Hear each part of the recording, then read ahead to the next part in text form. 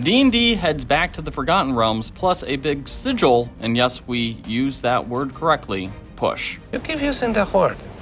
I don't think it means what you think it means. Today, Wizards of the Coast released a new D&D Direct that revealed some early details on their 2025 plans.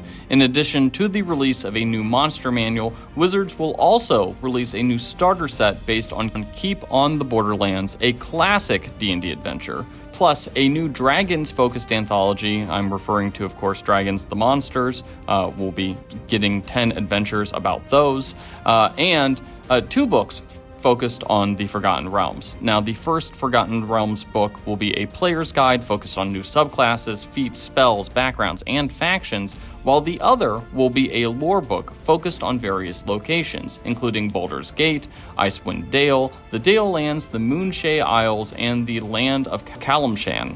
Probably said that wrong, but you know, we're getting stuff outside of the Sword Coast. That's the important part.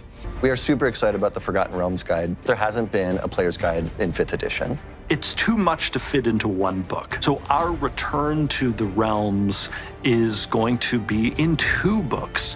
One tailor-made for dungeon masters, and the other a book that is tailor-made for players, but also of use to our DMs. Now, D&D also gave fans a new look at Project Sigil, which they frustratingly called Sigil and not Sigil the entire time. Now, they didn't provide any set details about this upcoming digital release. They gave no details about pricing, but they sure did encourage signups for the closed beta, which is coming sometime this fall. Also, no actual release date for either the closed beta or the actual project.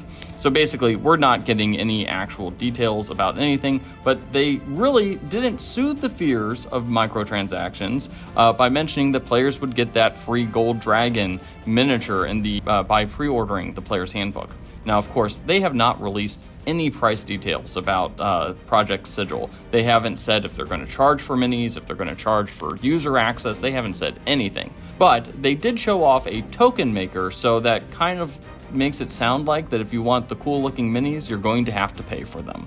Oh, get out there and make me some goddamn money! Also, we'll be getting some more D&D Beyond third-party content in the coming months, including Lord of the Rings role-playing 5e, which is, of course, the game from Free League. Now, honestly, my personal opinion, that was probably the biggest announcement of this whole thing. Also, not mentioned in the D&D Direct, but provided to us via press release, was that players can make a new character using the 2024 rules that uses the Cleric, Fighter, Rogue, or Wizard classes starting on September 3rd, as long as they have a free D&D Beyond account. Now, I think that the Forgotten Realms campaign guide and player's guide are a bit safe, but they do make sense, and it's kind of interesting that we'll be getting more subclasses, backgrounds, and other player materials just over a year after the player handbook release. The Sigil/Sigil stuff was all rather underwhelming, but personally, I think that this is just going to be continually disappointing until someone can actually explain how much this thing will cost and how players can actually enjoy and use it. So, were you impressed by the D&D Direct? Let us know in the comment section, and don't forget to hit those like and subscribe buttons.